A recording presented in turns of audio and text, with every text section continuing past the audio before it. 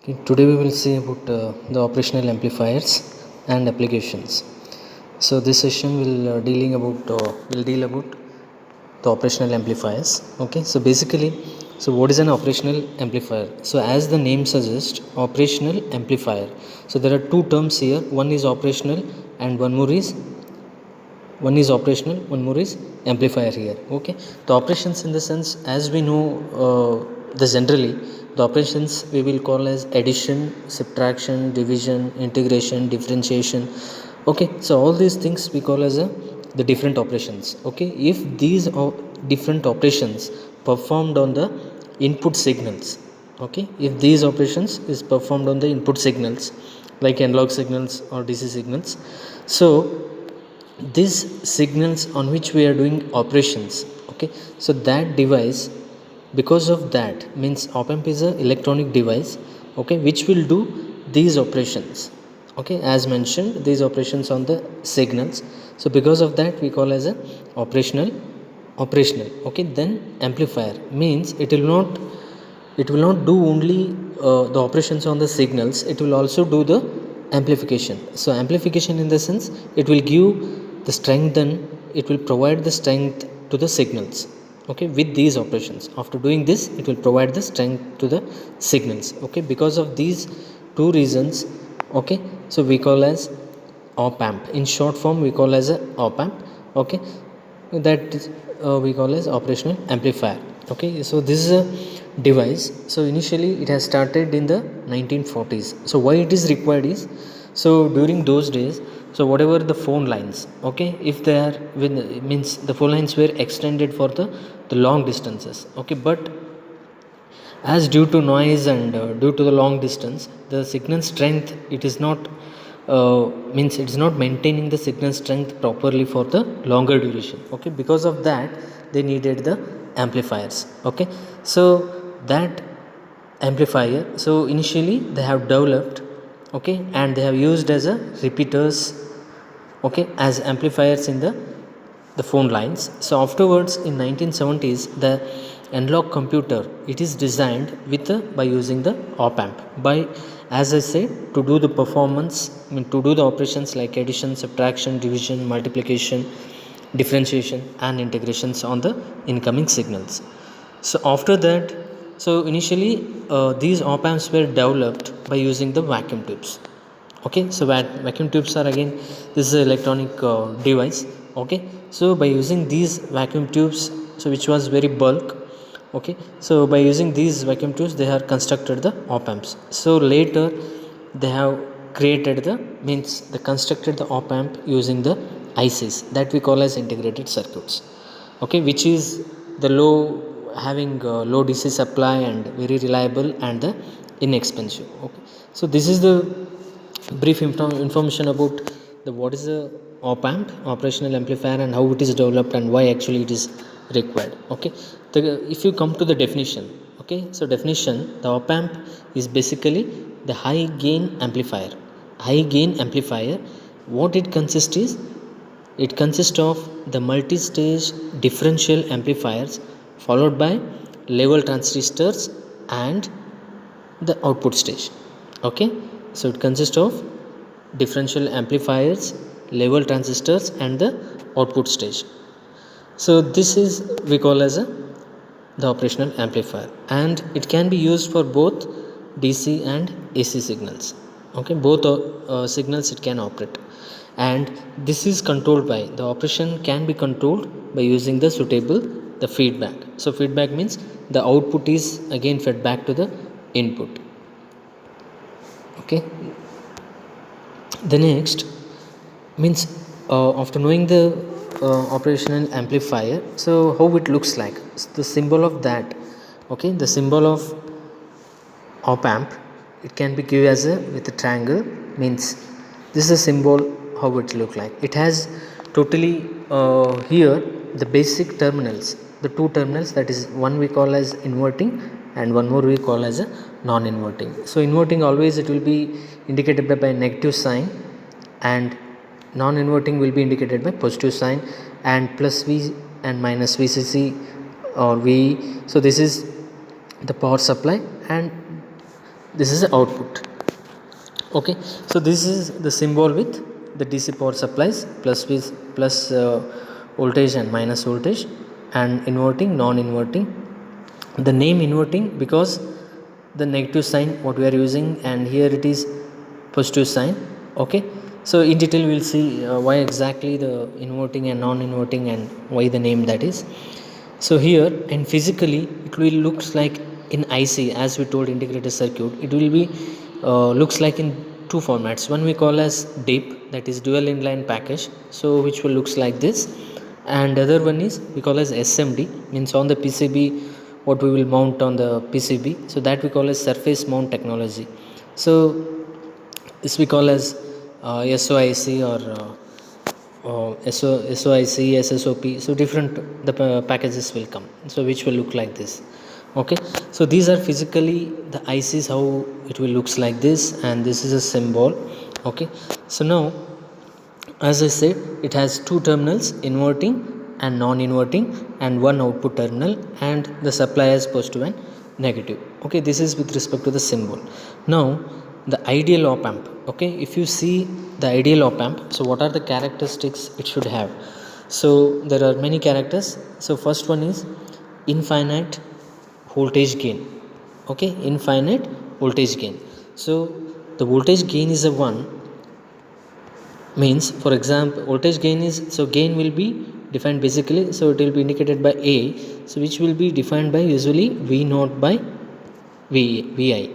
Okay, means there is the ratio of output voltage divided by the input voltage. Okay, suppose if the input voltage is 1, if the output voltage is 2.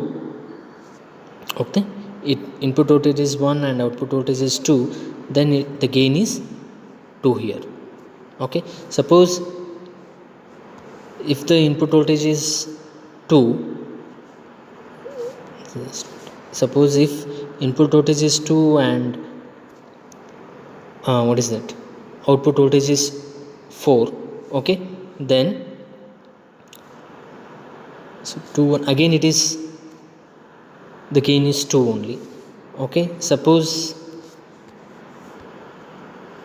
here if the input voltage is 1, input voltage is 1 and output voltage is 10, so then gain is 10. So basically it is what is the how much means at what level the output is increasing with respect to input, so that we call as a that we call as a gain. Okay, similarly the bandwidth means ideally it should be infinity. Okay, so ideally what we call as voltage gain as infinity, but next one is infinite bandwidth, means it should support whatever the signals are we are applying, means it should support the infinite bandwidth, means the whatever the frequency what the signals are having, so it should provide very high support for high frequency levels. Okay, high frequencies. Then infinite input impedance, the third one, infinite input impedance, such that it doesn't load the driving source. So whatever the source means, or the IC or whatever it is which is using for in some application. Okay, so it should not be, means it should not be in the input should not be as a load for the source. So because of that it should take, means it should provide very low current, so the input impedance should be very high. Then similarly the output impedance should be very low, such that it can drive the many other devices. Okay, the output impedance should be low. The next one, CMRR, that is common mode rejection ratio. Okay, so this will be all these characters we will see in detail. Okay, CMRR is the one when both the inputs are equal. Okay, when both the inputs are equal, then ideally it should be 0 output, because both will cancel and it will be 0, but in practical it will give some value, so that it should be minimum. Okay, the measure of that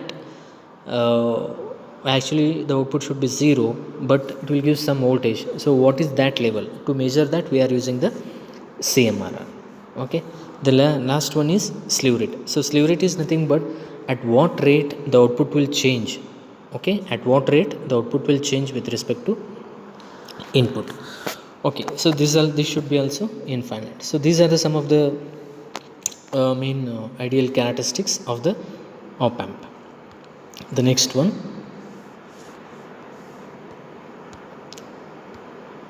so here the internal circuit means the internal circuit of the op amp, how we can represent. So here the ideal op amp and here the practical op amp. So as we said, the ideal op amp is infinite impedance, means it's a open, means it is shown as open, and output impedance 0. So here we have shown as there is no resistance here. Okay, as we see there is no resistance, so this we can say that this is the ideal the representation, okay, of the op amp. If you see here the practical representation, we can see here some input impedance is there and here some output impedance is there. Okay, so in between the whatever the output voltage, so output voltage is nothing but it is a gain into Vin. So as I told as I said previously, so V naught is equal to gain is equal to V naught by Vn. So V naught is equal to A into Vi. Okay, the same thing what they have mentioned here. So the next one, if you come to the practical op amp, okay, if you come to the practical op amp, so how it will be.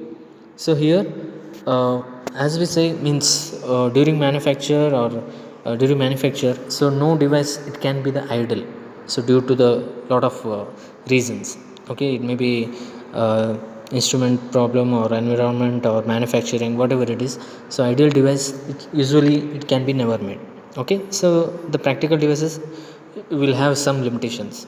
So here in between, as I told, the all circuits they generate the noise. So noise is nothing but a undesired signal, okay, which will affect the quality of the desired signal, that we call as a noise. Okay, so even op amp also have some, means in the op amp circuit also it will generate some noise, and that can be minimized here. Okay, so now what are the characteristics of the practical op amps? The same what we have seen in the ideal, the same characteristics here. We can't say that it is infinite, we say that very high voltage gain, very high input impedance, very low output impedance, okay, and high CMRR and very high slew rate. So that we call as a the same characteristic, but we can't tell that 0 and infinite. Okay, it is very high or very low. In that kind we will call the characteristics of practical op amp. If you see the block diagram, okay, so this is the block diagram of the op amp. So as we said, it consists of 3 stages. One is differential amplifier, voltage gain, and the output stage. Okay, so okay, one by one we'll see here. So differential amplifier, so differential amplifier is the first stage, input stage. Okay, that is nothing but differential, as the name suggests. The differential amplifier is nothing but it will amplify the signal. Which signal? The difference of the two input signals. Okay, it will amplify the difference of the two input signals. Okay, that stage we call as a differential amplifier stage. So after amplifying the difference of the two input signals, then there is separate one more amplifier that we call as a additional gain. Okay, additional gain means it will give extra strength or extra this one voltage, means extra amplitude. So it will give the additional gain to the whatever the first stage output is there. So after that, okay, so after that, to give more power, okay, to give more power to the output stage, they will be using one more push pull class B amplifier. Okay, in the second stage they are using class A, and in the third stage they are using push pull class B amplifier, which will give more power to the signal such that it can drive the devices like speaker. Okay, it can drive the devices like speaker or etc, any other devices like that. Okay, so together all these three is the circuits. Okay, these all stages, different circuits which constitute the op amp device. Okay, then we know the symbol and we know the block diagram of the op amp and even characteristics. So now how exactly it will work? Okay, so in which mode it will work? So here, so op amp input modes and the parameters. So here it will work in 2 modes. So one we call as differential and one we call as the common mode. Okay, so here the differential, in the sense, again in the differential there are 2 types. So one, as we know, there are two inputs. Okay, if you see the op amp, the two inputs, one we call as inverting. Okay, so one we call as non-inverting. Okay, so here you can see here in the differential mode. Okay, in the differential mode, two types. Again, in that there are, as I mentioned. Okay, so here the input can be applied only at any one of the input. Okay, i can apply the input either this one by making this ground, or okay, or I can apply the input here and I will make this ground. Okay, if the setting is like this, then we call as a single ended differential mode. Means I am applying the input only at the one end, either at this point or at this point. Okay, this we call as single ended differential mode. Other one is at the both ends. Okay, if I type it here, at both ends I will apply the inputs, so that we call as double ended differential mode. Okay, at both the inputs I will apply. So these are the different modes. Okay, if you see in the diagram, okay, so as I said now, okay, single ended differential mode means the input will be applied to any one of the input. So if we apply the input, okay, so as I mentioned here, if we apply the input at the inverting terminal, at the inverting term means this terminal, if I applying here, then we call as inverting input configuration. Okay, so other one will be grounded here.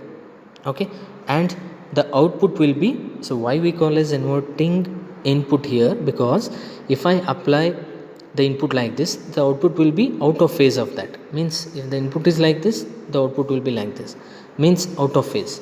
Okay, so because of that we call as a inverting configuration if we apply to the negative terminal. The same thing if I apply the input for positive terminal, okay, the no out of phase, in the same phase. Okay, the only the amplification will be there. If the input is like this, the output is like this, which is amplified. Okay, and other terminal will be grounded here.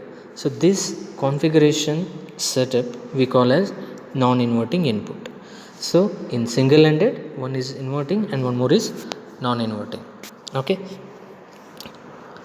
the next, if you come to the second option, that is double ended differential mode. Again in that the two types. So in that, as we need to apply the input for both the inputs, in that one, for one input we can apply positive, and for one input we can apply as negative, positive and negative. Okay, if that is the case, means as you can see here, the two opposite polarity signals are applied to inputs. If this is the case, okay, then okay, so here if we apply the two inputs like v in 1 and v in 2, if it is like this and both are opposite here, if it is like this, okay, then the difference of these two, okay, the difference of these two, it will be applied to the op amp. Means the difference of these two, it will be amplified and it will be given as output. So that we call as double ended differential mode. Okay, double ended differential means we are applying inputs at the both sides. Okay, so the difference of that will be amplified here. And the next one, other combination, the common mode. So common mode in the sense, so you can observe here, you can see here v in 1 and v in 2, and if you see here, also v in and here also v in, means the same signal we are applying to both. So if we apply the same signal, then it will be, we should get 0. We should get 0 means it will take difference here inside. Means for example the Vn minus V2 like that. Okay, if you apply same, then ideally we should get the 0 value. Okay, so this combination we call as the common mode, because the common signal we are applying to the both the inputs. Okay, so ideally it should be 0. So these are the two different methods. Means one we call as differential mode and one more we call as the common mode. Okay, single ended and double ended differential mode. Okay, so these are input modes. Okay, so that is differential mode and the common mode. In differential mode, inverting, non-inverting, and in double ended, that is both signal different signals we are applying, and in the other one the common signals. Okay, so if you see, okay,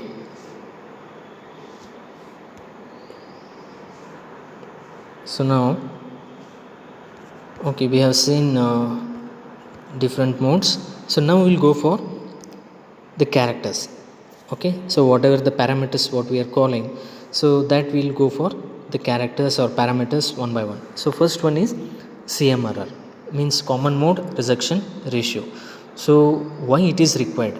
Okay, so why it is required is, so as I said, so we have seen just previously the common mode. So in the common mode what happens, if you we are applying the same voltage like V and V, both the same input signal we are applying for both inverting and non-inverting terminal, but ideally it should be 0. Okay, but what will happen in the practical, okay, due to the small common gain, okay, so due to the small common gain, okay, due to the small common gain, there is a slight output will be there.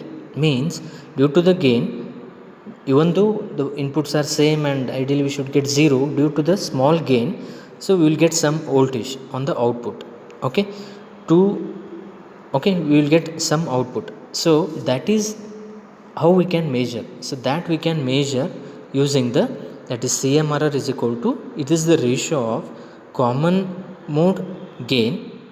Okay, means that is AV, means it is a open loop voltage gain divided by common mode voltage gain. Okay, means, so whatever the actually the common mode gain, it should be 0. Common mode gain, it should be 0, because if both are equal means ideally we should get 0 volts, and this is also 0 common mode gain, because gain is nothing but V naught by Vi. Okay, so but practically, as I say, ACM will have some value. Okay, so because of that, so if we go for, means if you see the open loop, so open loop it will be very high in terms of several thousands gain will be there, open loop. Okay, that is when we apply the voltages. Okay, not in a common mode, it is a general, so that gain will be very high. Okay, so but this should be low, 0, but practically it will be have some value, maybe less than some value. So if you see that, it will be the CMRR will get some high value, because as it is very small in terms of the milliseconds, millivolts or like that. Okay, sorry, gain means it's a number, it's less than 1, so it will give high value. Okay, so this we call as the CMRR, means ideally it should be infinity, but practically it should have very high value. Okay, so this will be in terms of thousands, 20,000 or like that, and this should be less than 1. Okay, so like 0.8 or 0.9 like that. So this is we call as CMRR. If the ACM is more, okay, if ACM is more, for example 2, 3, 4, something like that, if it is more, then CMRR will be less, then we can say that the performance is less. Okay, this is CMRR. Okay, and in decibels we can represent, in decibels we can represent CMRR as 20 log of AV by ACM. Okay, and as we know, AV is nothing but V naught by Vin.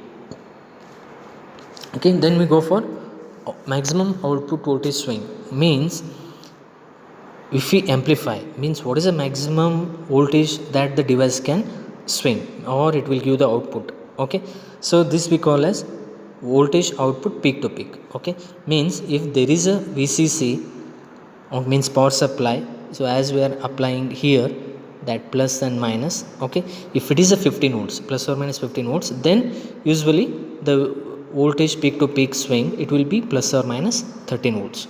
Okay, so that's again depending upon the load. Okay, if we apply load as 2 kilo ohm, okay, so it will come 13 volts, and if we apply load as 10 kilo ohm, it will be at 14, plus or minus 14. But in general, it is usually approximately the 1 volt less. Okay, so as we say here, the 1 volt less than the VCC. Okay, if the voltage is 15, then up to 14 it can, the maximum swing, the output we can get. Okay, the next one, input offset voltage. Okay, input offset voltage. So what is this input offset voltage? So as I said, if we apply means even here also it is mentioned, if the what is that, op amp produces zero output for the 0 volts input, means if the input is 0, ideally the output should be 0. So as I said, due to the practically it is common mode gain some value, so we will get some value. Okay, suppose if the input is 0, okay, if the input is 0, again in practical if I am getting 1 volt, okay, so this 1 volt I am getting as a, this is actually error, means ideally it should get 0 but it is giving 1 volt, means it is an error. So to overcome that or to nullify that, I am giving the in the input side minus 1 volt. Okay, I am giving 1 volt as a minus 1 volt. If I apply the minus 1, then I will get the output as 0 volt. I will get the output as 0 volt. So this voltage, the minus 1, to nullify this whatever the offset I am getting at the output, so this voltage I am calling as a input offset voltage. Similarly, suppose if it is coming, output is coming as negative 1 volt. Okay, if the input is 0, output I am getting negative volts. So in that case, if I apply the plus 1 volt, okay, if I apply the plus 1 volt such that the output should become 0, okay, in that case this 1 volt I will call as a VOS, that is input offset voltage. Okay, so this is also one of the parameter of the ideal op amp. Okay, the next one, input bias current. Okay, so as we know, the op amp consists of so different stages like operational amplifier, sorry, differential amplifier, out and class A amplifier and class B amplifier. So all those things it will be made it of the, means it will be constructed using the transistors. Okay, so transistors, so as we know, if you take BJT, so it will be having emitter, base and collector. Okay, so then it depends, the transistor operation is depending on the input currents, so that we call as a base currents. Okay, so here this base current is nothing but, means what we are applying the bias current here. So here the bias current is defined as, if we are applying the two signals as V1 and V2, V1 and V2. Okay, so with respect to the voltage, so here I1 and I2 the currents will be there. So bias current is an average of these two, so which will be defined as I1 plus I2 divided by 2. So that we call as a bias current for the op amp. Okay, the next one, input impedance. Okay, so as we see the input impedance, so ideally it should be infinity, means open, but in practical you will have some value. So this will be looking different in differential mode and the common mode. In the differential mode, means we are taking the total resistance. Okay, we are taking the total resistance between the inverting terminal and the non-inverting. Okay, in the differential mode, if you see in the common mode, so we are taking as the two equal resistances. Okay, like the, means the resistance each input and ground. Okay, here one resistance and here one resistance. Okay, so both resistance individually which is connected with the ground. Okay, this we will consider in the common mode input impedance, and this will be considered in the differential input impedance. Okay, so this we call as the input impedance, how it looks like. Okay, the next one, input offset current. So like input offset voltage, so there will be also input offset current. Okay, this input offset current is based on the bias currents. Okay, so if you see the circuit, okay, so here this input offset current is defined as, is a difference between I1 and I2. Okay, so as we know, the bias is I1 plus I2 by 2. Okay, and IOS is a nothing but I1 minus I2. Okay, so usually, okay, so usually if you compare the IOS with respect to the I bias means bias current. Okay, so bias current, so IOS is much less than the bias current. Okay, so here, so in the common mode, this is we are talking it in common mode. So in the common mode, okay, so we are seeing these two resistance differently, and here I1 are in and I2 are in. Okay, if you see the offset voltage developed by the input offset current. Okay, so if you see the offset voltage, so this can be defined, okay, this can be defined as, so I1 R in minus I2 R in. So if you take R in as common, I1 minus I2, so that is nothing but a input offset current, that is IOS into R in. Okay, so actually in the common mode, whatever the output we are getting, it is error only. Okay, but actually means, as I said, ideally we should get 0 volt, but due to some gain, okay, so we will get some value that we calling as a error. Okay, this offset voltage is, we can give as nothing but offset current into the whatever input resistance is there. Okay, so this we call as a, means VOS is equal to IOS into RN. So this is IOS is nothing but a input offset current here. Okay, so the total means V out, this error we can give as gain, that is AV, okay, into VOS. So VOS is nothing but IOS into RN here. Okay, so here this IOS input offset current which leads to the voltage error. Okay, so this is one of the parameter, so this should be the very low. Okay, IOS. So this is input offset current and offset current, all we have seen. The next one, impedance.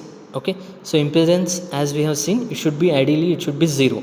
Okay, but practically it will have the some value. Okay, that we can represent in a, okay, in the output terminal in a series. Okay, this we call as output impedance. So here this is output impedance. Then the next one, slew rate. As we know, the slew rate is nothing but the rate of change of output with respect to the input, means how much fast the output will change with respect to input. So that rate measuring parameter we call as the slew rate here.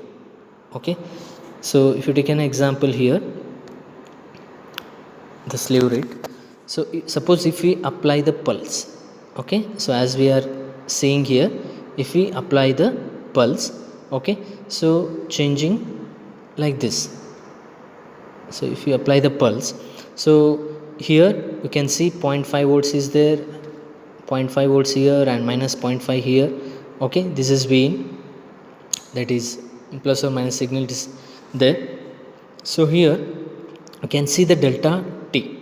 Okay, so whatever the value from minus 0.5 to 0.5, so this change from here to here, this change, so it is taking the time of delta t. Okay, so this ratio we are calling as a slew rate, means there is a change in voltage that we are representing as delta v out, and with respect to the time, that we call as delta t. So slew rate is the ratio of rate of change, that is output voltage with respect to time. Okay, so the practically means the unit of slew rate we can call as voltage by microsecond. Okay, if you take an example like value, okay, suppose Vmax is, as I said here, 0.5 and Vmax is minus 0.5. So V out we can given as V out is equal to Vmax minus of minus Vmax. Okay, so minus Vmax is minus 0.5 and minus of minus, it will become, and together it will be 1 volt. So the rate of change means if there is a change, so this 0.5 and this 0.5, total it is the 1 volt change. Okay, the 1 volt change. Okay, for that it is taking the delta t time. Okay, so this we can call as a slew rate. Okay, so what is the means the step size we can call. Okay, what is the maximum output it can change with respect to the time fast. Okay, so this is one of the parameter, and this should be also the infinity what we are talking about. Means infinity in the sense, so the whatever delta t, it should be 0 ideally, but in practically it will not be 0, so it will be having some value in terms of the microseconds. Okay, the next parameter PSRR, or okay, in some places we call as power supply rejection ratio, and we can also call as supply voltage rejection ratio. Okay, so what does this mean is, so here if we apply the power supply, means for example as we told, the power supply we can apply as plus or minus 15 volt. If there is a variation in the supply, okay, so we will apply 15, but if there is a variation like 14 or 13 or 16 like that, okay, if there is a variation, then it will affect the output. Okay, so if the 1 volt variation, okay, if the variation of 1 volt in the VCC or VEE, as I told, that causes the output, that causes output to change by 1 volt. If the 1 volt variation in the supply directly giving the effect as 1 volt, then we call as this power supply rejection ratio is 1 volt per volt. Okay, means the 1 volt change. Okay, similarly, suppose if there is, even though there is a 1 volt change in the supply, but the output changes is 10 microvolt, not 1. In that case we call as the PSRR or SVRR, we call as 10 millivolt per volt. Means 10 millivolts is a, that is a ratio, the CMRR value, sorry, PSRR value. Okay, so this we call as power supply rejection ratio or SVRR. So the last one, the frequency response, means how the frequency is related to the gain. Means we can see the graph here. So as the frequency increases, okay, the gain decreases. Okay, as the frequency is less, the gain is increasing. Okay, so this is in terms of the decibels what we are providing here. Okay, so as we mentioned here also, if the frequency is 100 hertz, then gain is 80 dB, and if frequency is 1 kilohertz, gain is 60 dB. Okay, this is the how the relation between the frequency and the gain. So these are the parameters, okay, like CMRR, okay, input impedance, output impedance, and SVRR, PSRR, okay, and input offset voltage, input offset current. Okay, all these things we call as parameters of the op amp. Okay, and here we are seeing some example here. Suppose if the voltage gain is this value, okay, that is 1 lakh, and here ACM, common mode gain, is 0.2. So what is the CMRR? So CMRR, we know that it is a ratio of open loop voltage gain divided by the common mode gain. So both values are directly it is given. So this is the CMRR. If you want to express in decibel, then you take the 20 log of the CMRR value. So that is the straightforward. Similarly, if you want to calculate the slew rate, okay, the slew rate, so here the graph he has given in the problem. So he has given minus Vmax and plus Vmax, okay, he has given, and okay, so here minus Vmax 9 volt, and sorry, minus Vmax is minus 9, plus Vmax is 9, so that is the formula is plus Vmax minus Vmax, and the time is, as we are seeing here, the 1 microsecond. So it will be 18 volt per microsecond. Okay, so here we should not take the plus 10 and minus 10. So usually you will take the 10% to 90%. Okay, so this is with respect to the small examples with respect to slew rate and CMRR. And so till now, so what we have seen is, we have seen means what is a op amp. Okay, so what is op amp? It's basically which will do the operations and it will do the amplification. Because of that we call as op amp. So nowadays in all the almost the analog devices, in almost all means circuits, means all the designs, basically we will use op amp. So one more, as okay, very earlier we have used in phone lines, so that is fine. Okay, but nowadays in all every electronic design we are using the op amp. So why it will be used is, so as we know, in real time all the signals are in analog form. Okay, so all the signals are in analog form, so that will be very low signal. okay, that will be very low signal in terms of millivolts or microvolts. So if you want to operate with that, okay, so operating device, it will work in 5 volts or 3v3, okay, 3.3, like that. Okay, to make suitable, we need to do the signal conditioning. Okay, so this signal conditioning will be done by using the op amp. Okay, so because of that, nowadays in all applications, so op amp is mandatory. Okay, they are using the, means this op amp devices in most of the devices. Okay, we have seen definition, and we have seen internal circuit. Okay, and we have seen the parameters, ideal parameters and practical parameters, all those things, and different modes how it will work. Okay, so in the next class we'll see about the application, how exactly it will be utilized in the different applications. Okay, thank you.